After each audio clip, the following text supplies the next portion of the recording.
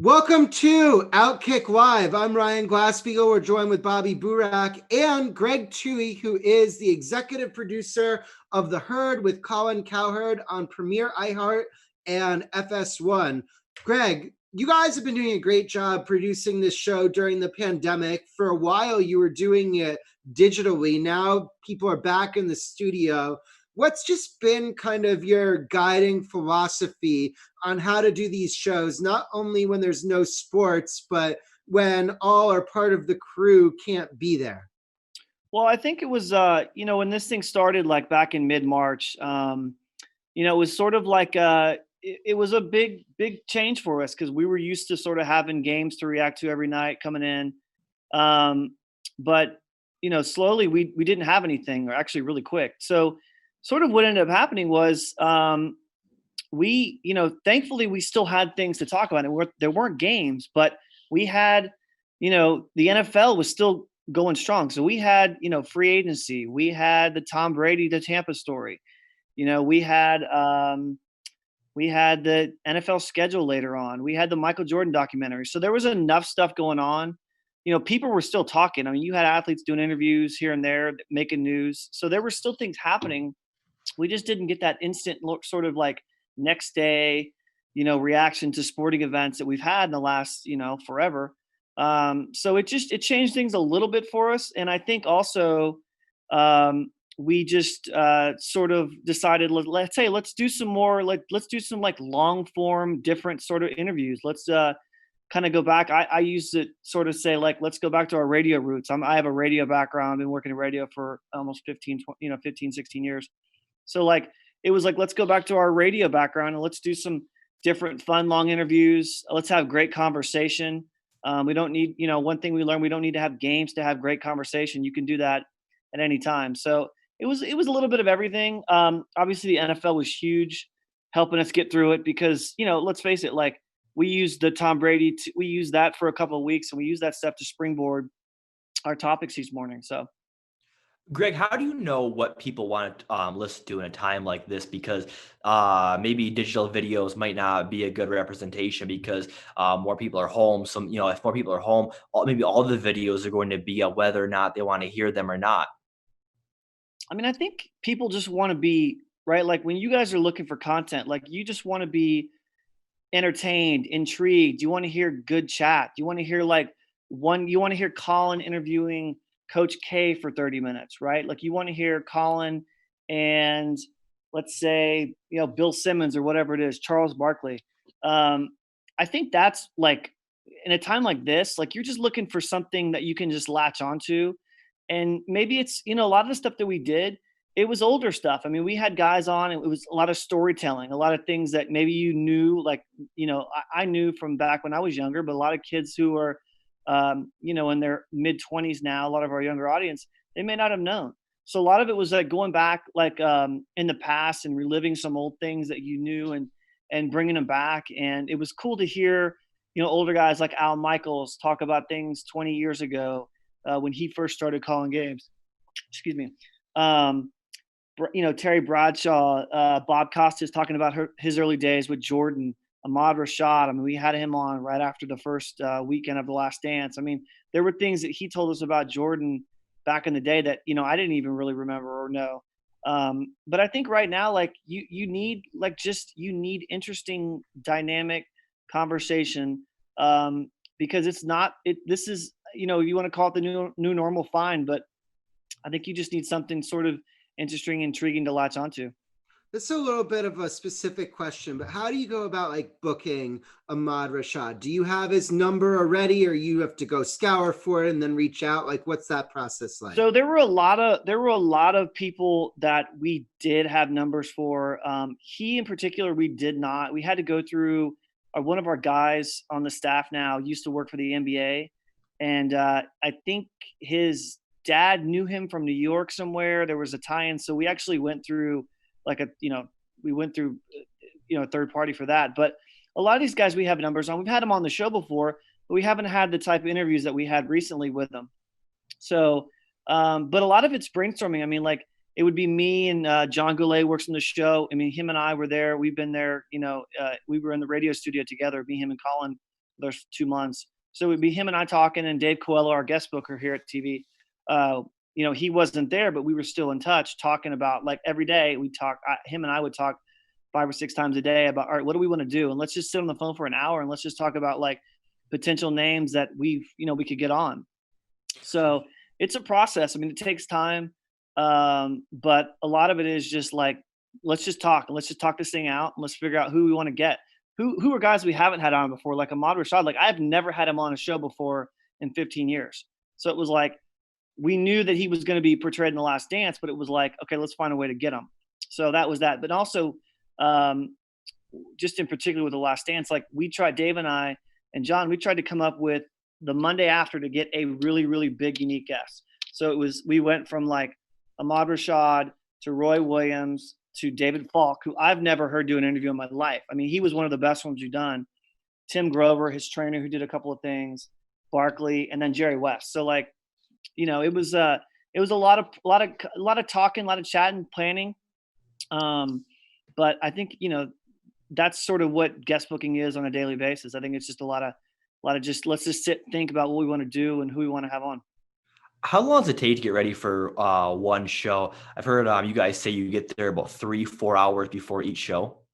Yeah, so we usually get in about 5:30, 5:45 Pacific time. Colin rolls in about 6. We put together the stories. John does this the night before. He'll go ahead and put the stories together, and then he'll have them laid out on the table. So when Colin gets in, he sort of has an idea of what the big stories were from that day before, things we think that he might be interested in based on the topics that we know he likes, players he likes. So he'll come in about 6 or so. He sits down and we just like start going through it. I mean, we just talk it out. I mean, no idea is a bad idea. We'll help him sort of fill in the blanks. He starts going with something he wants. So start taking notes, writing down, and then he'll ask us to look up something, whether it's a stat or whether it's some kind of a note on the specific story. And then sometimes we'll find sound bites from a previous interview from our show or somewhere else that would tie into it. So that's how we'll find that. And then he sort of puts it together. And then we spend about 15 minutes on one topic, or one rant, as he likes to call them. And then we go to the next one. And then slowly we get about 6 or 7 things built out over the 2 hours. And by then it's 8 o'clock, and take a little break. And then we head down to the studio for the stage for the show.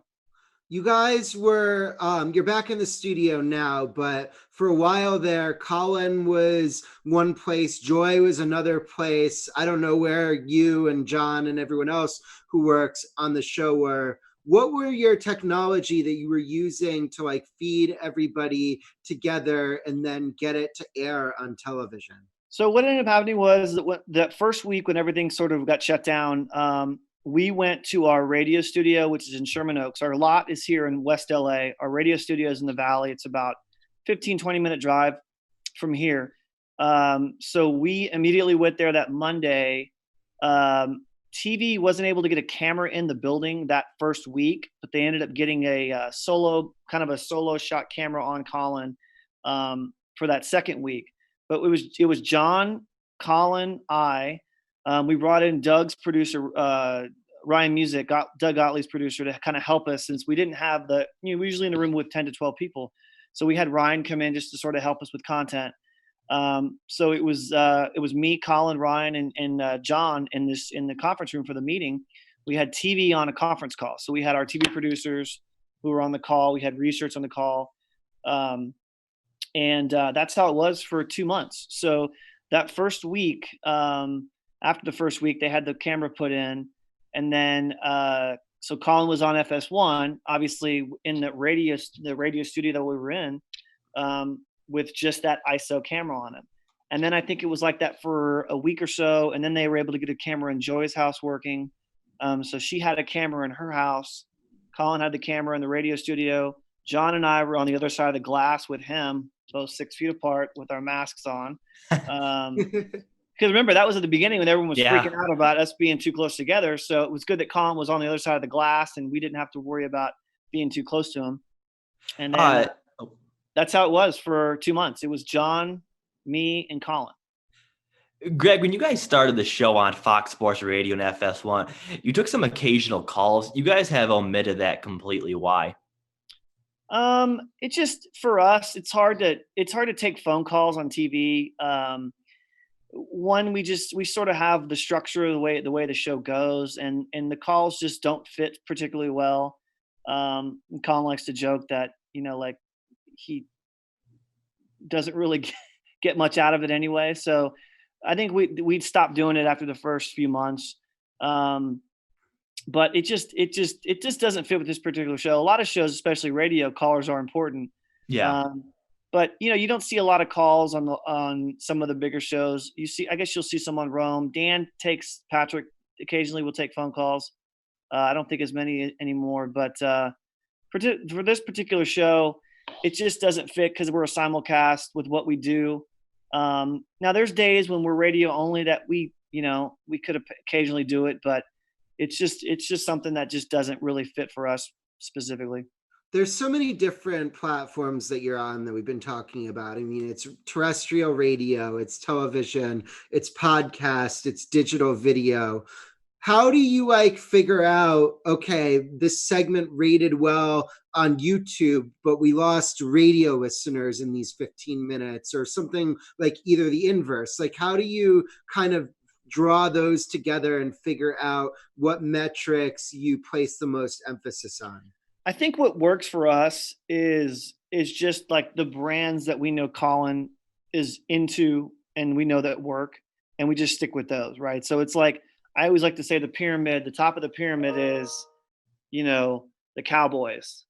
And then for there it's LeBron, right? And then it's like Tom Brady, take your pick. Tom Brady, Russell Wilson, Aaron Rodgers, things like that, right? So it's the big brands. So as long as we stick to the big brands, we're usually in a good spot, and we know he's comfortable hitting on those. And I mean, never really gets burnt out talking about them, frankly.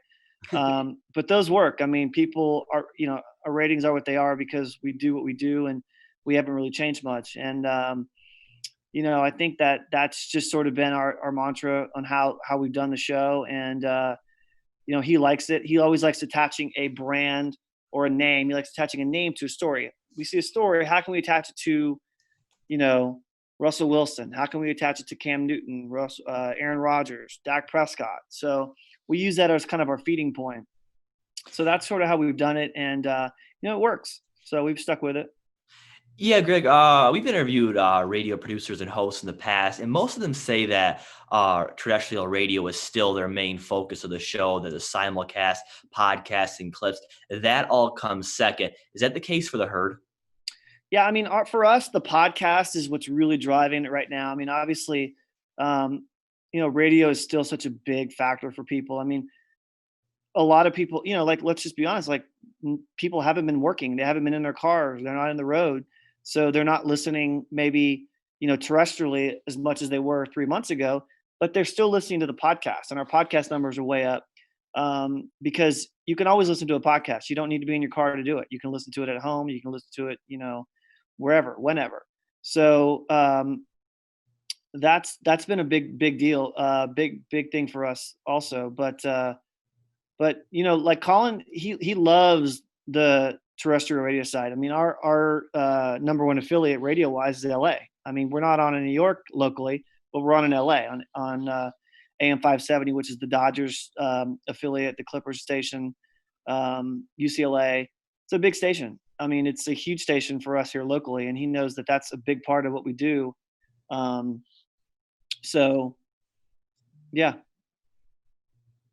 And then, but going back to kind of guest bookings, it's like a interesting hierarchy. Obviously, you want somebody, if you're talking about former players, you want like a former great who's also really interesting speaker. Like Charles Barkley is probably the top of that pyramid. But then there are lots of players, former players, who have like really big names and don't speak interestingly. And then there are people who may have kind of bounced around, but when they talk, they have really interesting things to say. How do you balance what you're looking for in a guest in those regards? I think the most important thing is what you're going to get out of them that day. Like, what are you talking about that day, and what can they bring to you for you? Like, obviously we try to tie in our guests with our topics, but we also like to get, I always like to get personally one or two really, really big ones each day. Like if you can, I call them like an A-lister. You can get an A-lister every day who's going to make you news. Like I love to make news every day. Like I want to get a soundbite out there for you guys to write about it for, whoever, any of these sites, Big Lead, the major sites. And I just think that that's for me always the number one goal, is to get somebody who's going to give you a headline. But also it's like, who's going to get, goes back to what I was saying earlier, like who's going to give you great conversation. Like Colin just loves to have people on who can just give him an extended, just 15 minutes where you sort of like, I know you guys are probably big Star Wars fans, but you remember in the first one when Luke takes off the headset, right? And Obi-Wan says, use the Force. And he's trying to shoot the Death Star and he takes his mask off, right? And everything just clears up. It's kind of a stupid analogy, but like, I think a lot of times the best hosts are the ones that like aren't reading off a script, right? They're not reading question for question. They're just going with the flow, like with their kind of like just let's lose it for a second, and just goes into conversation. Like to me, that's great. Like you heard that a lot with Colin recently, where he's sort of just like going, like he's not using the questions we write for him or prepping what stuff we prepped. I mean, he just goes, and I think that's cool. Like it's real, it's honest, it's open, and it just makes the show just so much more unique, right? Like you want to stand out. Like I think for us, it's like, how can we be unique? How can we be different from everybody else? And I think that's a way to do it. Just find someone who's going to really, really, really give you a good soundbite, but also just give you great conversation and chatter. Greg, who's the best radio host ever? The best radio host? Oh, come on, Bobby. You're going to put me on the spot like that? Yeah, I have to. What I mean, am I we can't let you supposed to go. say? I mean, for me, it's Howard Stern. Put me down for Stern. If I don't say Stern, if I don't say Colin, am I going to get in trouble on tomorrow when he sees this? We'll say not including Cowherd. Okay. I'd have to say Stern. And you know what's funny? Like, I think a lot of people listen to Stern growing up, but like, if you listen to that Tom Brady interview from a couple of months ago, Fantastic. You know why he's the best, right? Because he got out of Tom what nobody could get out of Tom for 20 years. And, I think that's just where we were listening to that in our meeting. Like we literally, like I've never done that. We actually stopped the meeting to listen to the interview for like 45 minutes to get content for the show. Like there was so much of that we used in the show that day. But I think that's like, for me, like when you take a guy like that who has never let you inside his life and you get 2 hours of just amazing content, it's unreal. I'm not even sure how long it's been, but at some point a little while ago, Joy Taylor replaced Christine Leahy as the co-host, and it now seems that like the partnership between Colin and Joy has really hit their stride. Was there like kind of like an aha moment where you're like, okay, these two are really clicking now? No, I think it was pretty easy from the beginning. Like, I mean, Joy is very laid back. She had a radio, like Christine, she had a radio and TV background. And it was pretty quick. I mean, it happened right away. I mean, Joy had filled in for Christine when Christine was off on days. So when she started, so she would fill in occasionally before she started working on Undisputed. And I think she was sort of the natural one to fill that spot. And I mean, you can tell, like, look, a lot of times when somebody comes in and it doesn't work right away, they're probably going to leave at some point soon. But you can tell that she's here and she's happy. They're both happy. They both get along. And she's great with us, great with the staff. We all get along together. So yeah, I mean, it was quick and it was, it's been easy for them. And I think they really enjoy working together every day. Are you still a Texans fan? Sadly, yeah. Is there any coach that you wouldn't trade Bill O'Brien for straight up? Oh boy, that's a tough one. Man, that is a tough one, Bobby. I would say, gosh, no. I'll give you Matt Patricia tomorrow. It's tricky with Bill O'Brien because like he's a decent coach from a game planning perspective. He makes mistakes in game, and the bad part is that he's an atrocious GM. Like, if you could just have coach Bill O'Brien, maybe you can live with that, but when he's got the personnel power, that's where you're in kind of like a pickle. Yeah, like, it's funny because, like, I try to tell Colin, I try to stress how bad he is for Deshaun Watson, but, like, he really is bad. And it's kind of disgusting that I have to watch them every game and see a lot of the flaws, like, firsthand, um, with everything. And it's like, I don't think people realize how bad he is, just and how much he has on his plate, and how much he doesn't realize it's too much. Like, for whatever reason, he sort of came in at the right time and developed and got all this power. And the owner passed away a couple years ago, and so the son has taken over. And I think the son really just doesn't really care.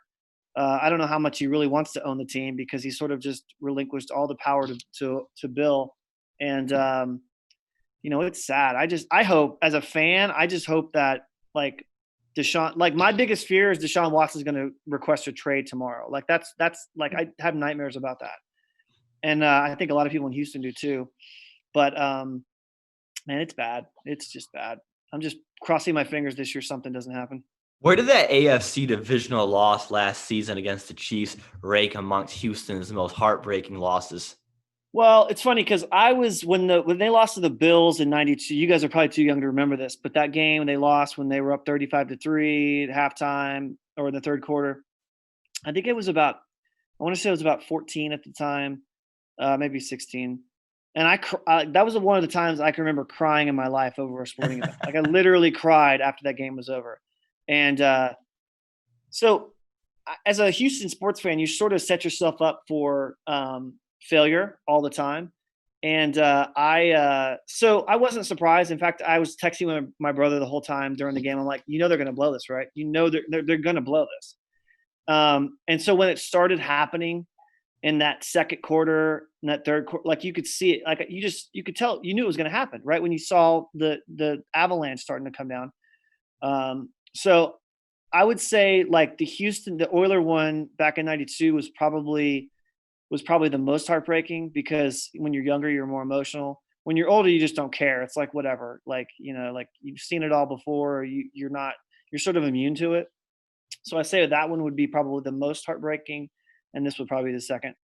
You mentioned earlier that you've been in the radio industry for like 15 plus years. Can you take us to kind of how you break in, and then how you eventually get connected with Colin? Yeah, so I have a pretty interesting, like, different background.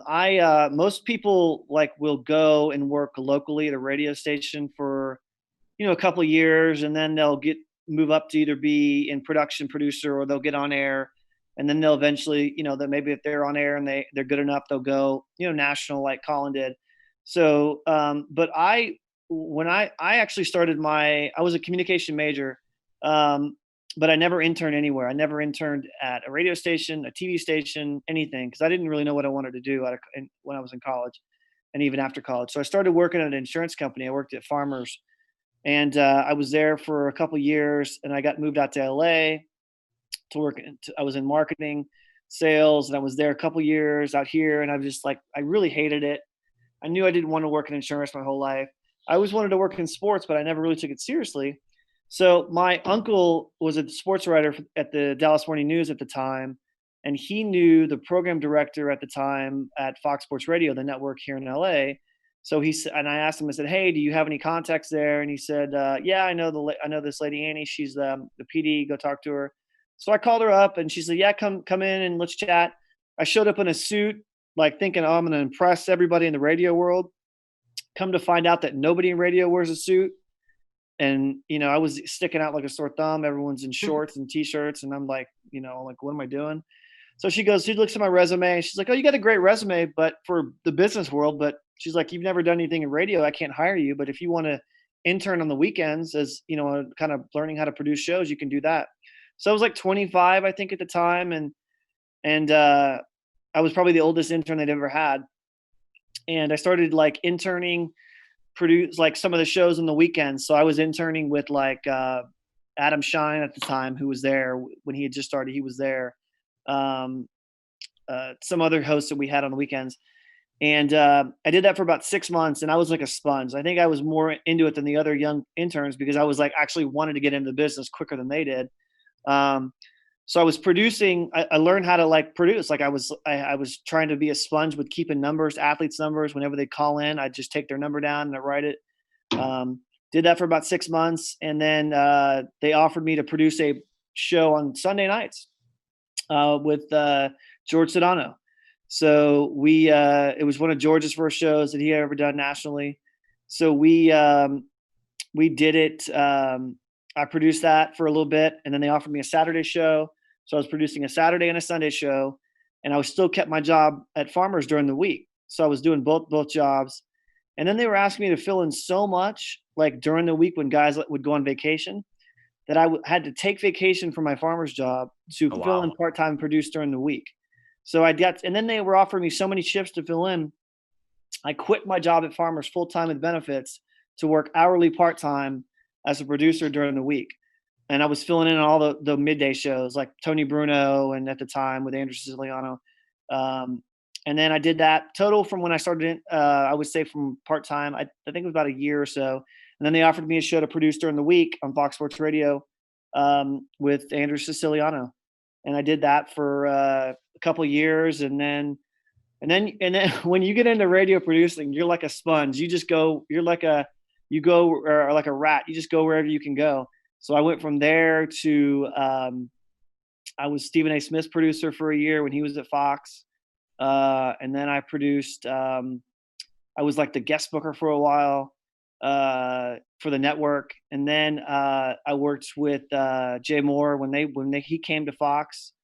When our boss Don Martin brought him over, he had been filling in for Jim Rome a lot, but Don brought him over, and I started with Jay right off the bat, and we did it for 3 years. And then Jay left, Colin came to Fox, and then Scott Shapiro, who's our other boss here at the time said, I think there's a great opportunity with Colin, and we're bringing in an old producer of his, John Goulet, and I think you guys would be a good fit together. And then so that worked out, and here we are.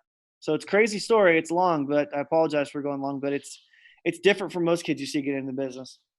Greg, I'm going to put you back on the spot. So I asked you who the GOAT of the radio industry is. Who are some young up and coming hosts that you're high on? Oh gosh, that's a good one. Young up and coming hosts. It's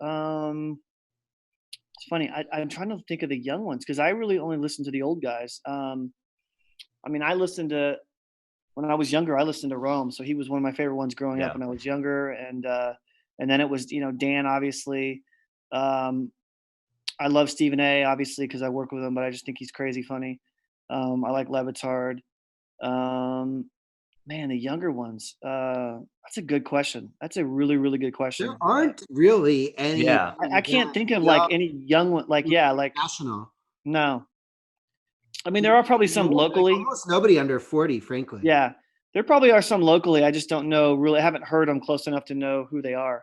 Obviously Nick was one of those guys, right? Like Nick Wright was a young guy at the time in Houston before he came here. And I did listen to him a little bit because I was, a Houston guy. I would listen to him locally at the time. But yeah, that's a good one. I guess so now that you've been there with Colin for almost 5 years now. That's like an eternity in radio years, like in a kind of solid spot at this point. Yeah. So, like for me, like, it is a good spot. John and I, we're both, we both work well together. His strength is definitely in content. He was a big help for me coming in because he knew Colin. I didn't know him. And it takes a while when you work on a new show with a new host, it takes a good, several months, even a year to get to know like what they need. Like, how does he need this? What does he want? Do I need to do this for him? Do I not need to do this for him? So, John was a really big help in the beginning because he was able to kind of help me get to know Colin and let me know what he needed and how he liked things. But we work really well together. A lot of times you get with somebody, just another fellow producer, and it's just, you don't know what you have, especially when they're new. It's like, well, what do I have compared to who I'm going to be working with? And it's sort of like a fear factor. Like you hope it's somebody who's really, really good. And it was like, he'd been up in San Francisco, assistant PDing a station. And so that really, helped, I think, his sort of like development as far as where we are now. And but yeah, I mean, like with Colin, I think all three of us are really in a good spot. And of course, many of our TV staff is the same as when we started as well. We've only had a couple people leave, but we have a really good group. I mean, it's sort of like a family, because you're here every day. It's not like a normal show where you come in maybe an hour before the show starts, you see your host, and then they're gone. Like, we're here from 6 o'clock until noon, 12:30 ish. I mean, that's a long time to be with a group of people. And we all get along really well, and that helps. It helps a ton for chemistry. Thank you, Greg. We really appreciate your time. This has been OutKick Live. I'm Ryan Glassbeagle. That's Bobby Burak. This was Greg Toohey, executive producer of The Herd on Premiere, iHeart, and FS1. Thanks again, Greg. Yep. Thanks, guys.